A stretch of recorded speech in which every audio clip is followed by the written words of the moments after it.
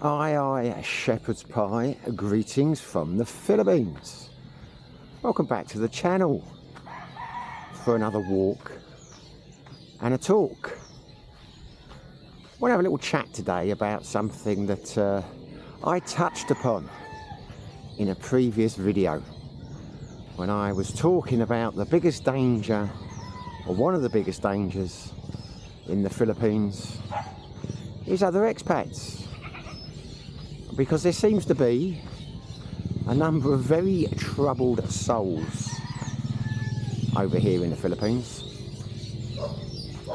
And one of my conclusions was that they probably had issues before they came to the Philippines, and they'd brought their baggage, they'd brought their problems with them. It's a bit windy today, that's why I've come this same route, because it's not as windy as some of the other routes I go, but it feels a bit windy here too now. Hopefully it will not interfere with the sound too much, but there is nothing I can do about that, I'm afraid. And we've got cicadas too. So yeah, as I was saying,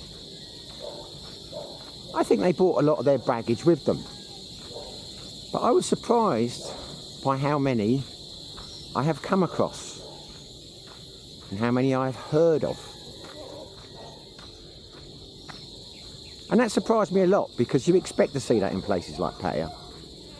But the more I thought about it since I made the video, one of the things that has really surprised me since I came to the Philippines is how bad behaviour is tolerated here. To the point that I don't think it's too strong to say it's encouraged.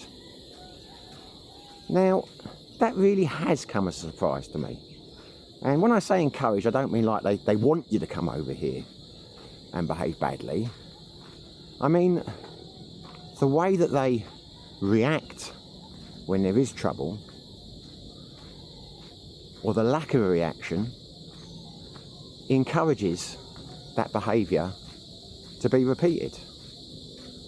And that really was a surprise to me when I first came here, because I'd watched the vlogs and I was under the impression that the Philippines was a very strict country, a very conservative country, and that, you know, you had to watch what you did, you had to behave yourself, or the police would come down hard on you.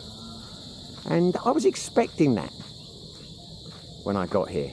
I was expecting it to be a conservative place with strict rules that were enforced, that you had to follow. And my God, was I wrong. This is probably, well, it's one of the most lawless places I've ever been to, but I have been to some others that were worse, Mexico being one of them. But certainly the most lawless country I've ever lived in. Not in the sense that they don't have laws here, in the sense that they're very rarely, if ever, enforced. I've said many times on the channel, always blows my mind, more cicadas, when you hear these stories about people who've been jailed for being rude to their girlfriends, or the slightest misdemeanour has got them 20, 30 years in jail. Because that is just not my experience. The people I know of, the stories I hear, the things I see on a daily basis in either Siquijor or Dumaguete, the two places I've lived the longest. It's the total opposite, which is why I will probably say in the title, I haven't done the thumbnail yet, bad behaviour seems to be encouraged in the Philippines. Because it makes me wonder how many of these incidents that I've witnessed or heard about, or, you know, have occurred, or would have occurred if it wasn't so lax here. Because in most Western countries, you know, if you hit someone in a bar, provoked or unprovoked, you're probably going to get banned. Certainly if you beat the hell out of someone for no reason or no apparent or any reason, you're going to get banned from that bar. You know, and you watch the channels know I had a security business for 14 years and we did a lot of door security, and you know, the behaviour that takes place over here would not be tolerated in the United Kingdom. And it certainly wouldn't be tolerated in a lot of Southeast Asian countries. When you see bad behaviour in places like Pattaya, you know, when tourists have had too much to drink, and there will be fights and things over there. But my God, they react differently. I mean, if you misbehave yourself, you insult, you know, the bar staff, or God forbid it, one of them, you're going to get the hell knocked out of you by the Thai private security, and you're probably going to get arrested as well. And if you do get arrested, unless you work out a way to buy yourself out, they are going to throw the book at you. It is a completely different way of dealing with incidents over there. And I guess they have to have that there because obviously it's Pattaya. You know, people go there, they drink too much, they do many things to excess, emotions run high.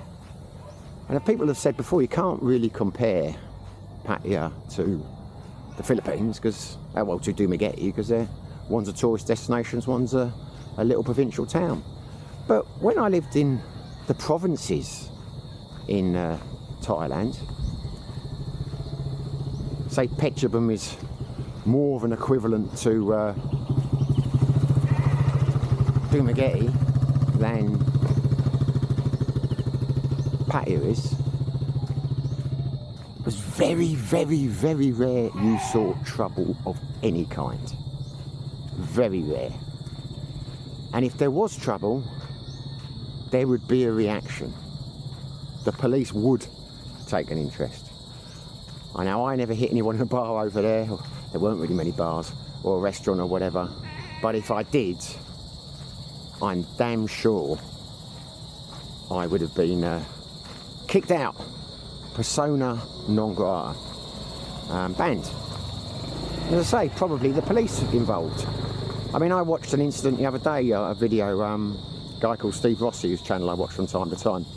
He was involved in an altercation. Some guy went at him, he got caught on CCTV. The police were called. I'm sure that he was banned from the place. It's, you know, it wasn't his fault. He was totally innocent of any wrongdoing. But the point is, the reaction was how you would expect in the vast majority of countries. But that doesn't happen here. It really doesn't happen here. And I'm always puzzled as to why. Now, I get it from the expat bars, because the vast majority of expat bars are where the problems arise. That's generally where I've seen things happen.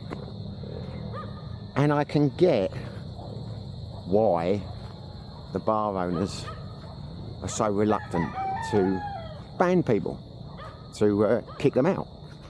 And that is because they're not making a lot of money. The bars over here don't make money. You know, never buy a bar in the Philippines, that would be my advice. But that is the reality. So I'm sure the bar owners, you know, take the view, they can't afford to ban a good customer, whether he's behaving badly or not. I mean, I have seen a couple banned, but the ban only lasted a week. And that was on a guy who would, not going to go into it, might bump into him extremely badly, and someone had been hurt because of his reactions. And that person who got hurt was a very good customer at that place. But yeah, 1 week later, he was back in there.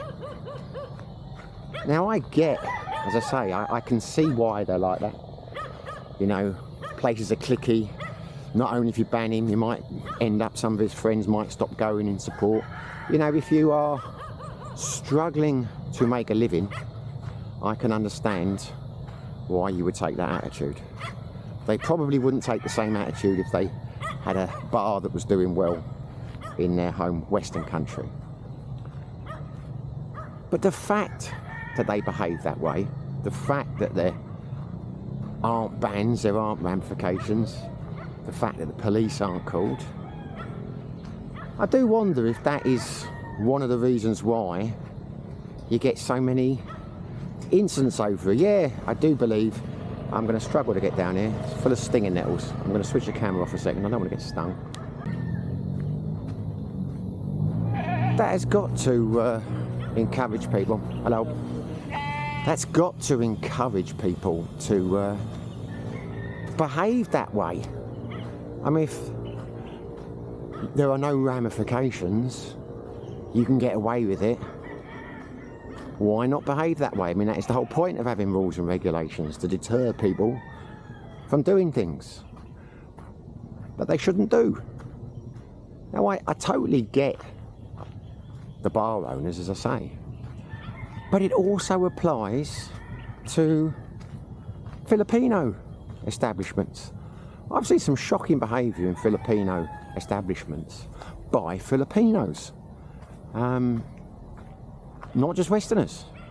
Not so much physical altercations, but I've seen someone, I hope no one's eating their dinner here, throw up all over a bar, a table in a restaurant because they were drunk and pass out, and the staff cleaned up the table, and when he came around they bought him another beer. Now, I mean, they buy it, they paid for it for him, he ordered a drink and they served him again. And you sit there and you think, wow. Not many places in the world you will see that. So, it does make me wonder,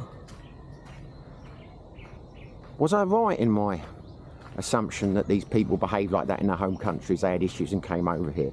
Or is the fact that they can behave the way they do with impunity the reason they're behaving that way?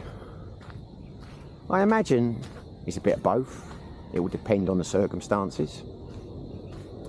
But the police over here, again, I can only base it on my experiences in Dumaguete and in Sikihor. I haven't been to other islands. I kind of get the impression that Davao, Mindanao, because there's a large Muslim population there and because Duterte used to be the mayor, etc., that they're a bit stricter there. I have heard that they are. Not going to go down here to my cicadas, am I? Past the goats.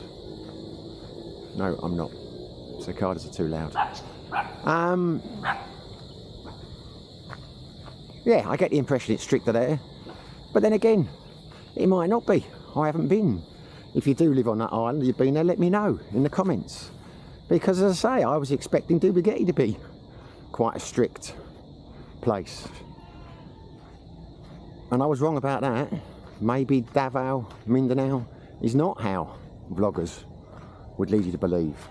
You've got to remember, Dumaguete, I've been told a number of times over the last few weeks, whether it's true or not, I do not know, has been declared the safest city in the Philippines, the lowest crime rates.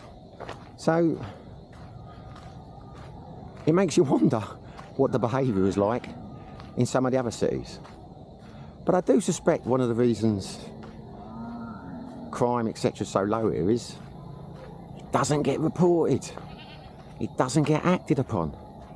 The police here do next to little. I'm not complaining about that. I don't mind that at all.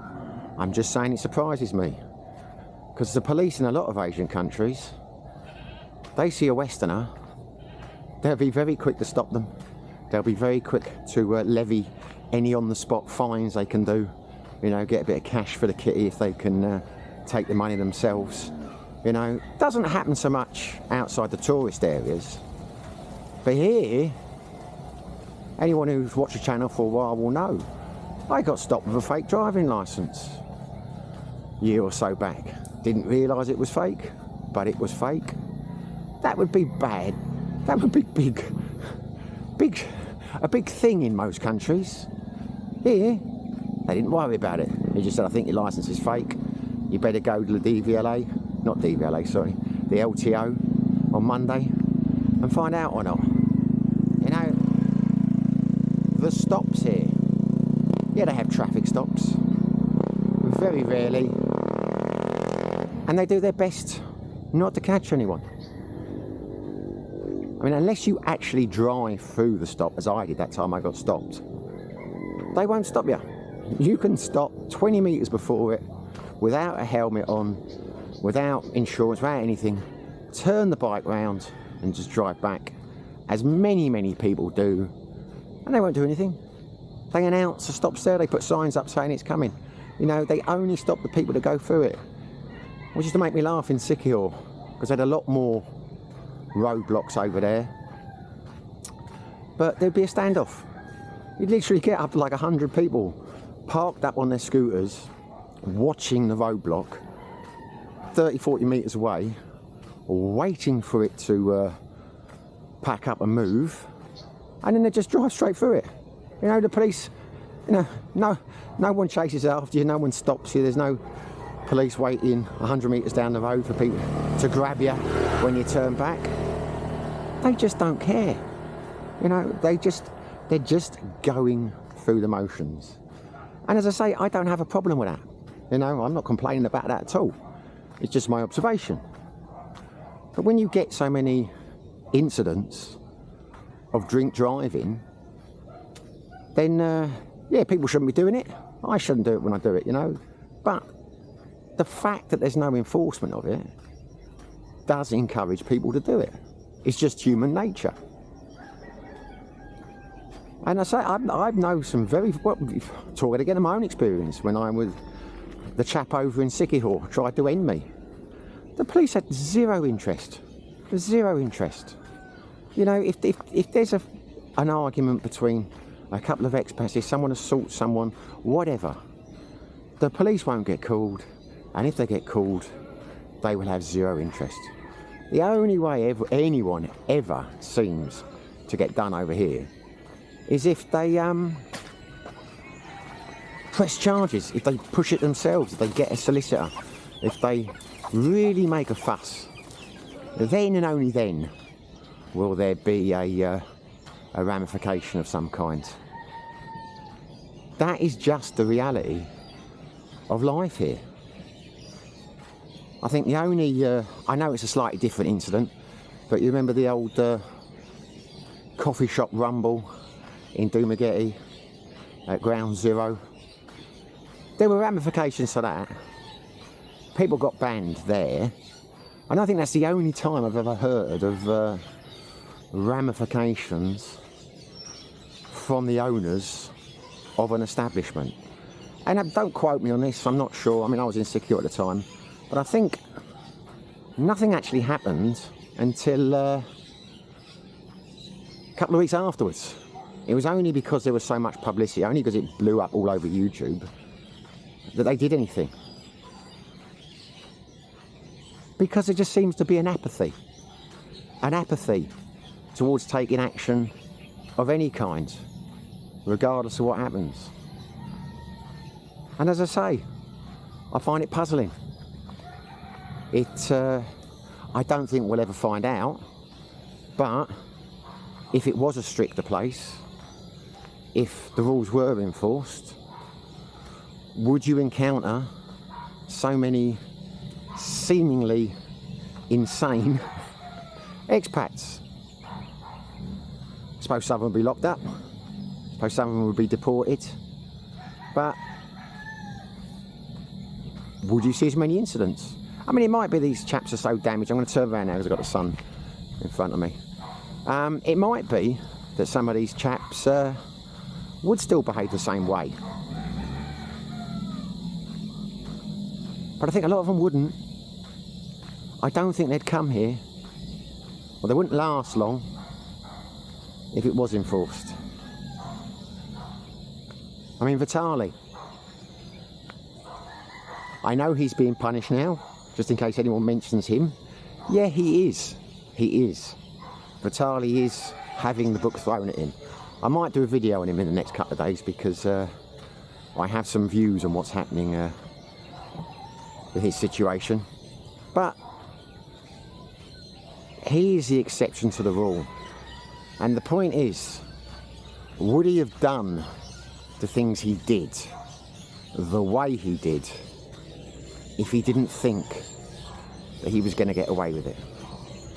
Surely he must have come. I know he does some crazy things for publicity, but I don't believe he would have done the things that he did to the same extent in most countries of the world, because he'd have known that he was going to get arrested. He would have known that he was going to get in trouble. No fan of Vitali. I think he's got a lot of mental issues, but I don't think he's, the fact he's made money being so successful for his channel and that, don't think he's an idiot. I think he probably picked the Philippines because he'd been here before. He knew that it was a country that he was likely to get away with the behaviour that he did. Boy, he was wrong. So there you go. So yeah, I'm not encouraging anyone to come over here and say you won't get done for it. Of course there's exceptions to the rules, and people should behave well, be nice to your brother man, just not because you get punished if you don't, just because it's the way to be, you know. I'm just marvelling at the fact that it is so slack here in terms of enforcement of any kind. Like I say, it's a Catholic country. You know, I thought they were, you know, going to come down on these things, you know, be very disapproving, not tolerate it. But the opposite is true. It's I don't know if it's a cultural thing. I find it strange because, you know, the whole smiling culture, the whole, you know, non-confrontation culture, that is peculiar. You know, that is not, you know, that's the same in Thailand. It's the same, you know, they've got the same culture. The Thais are very non-confrontational.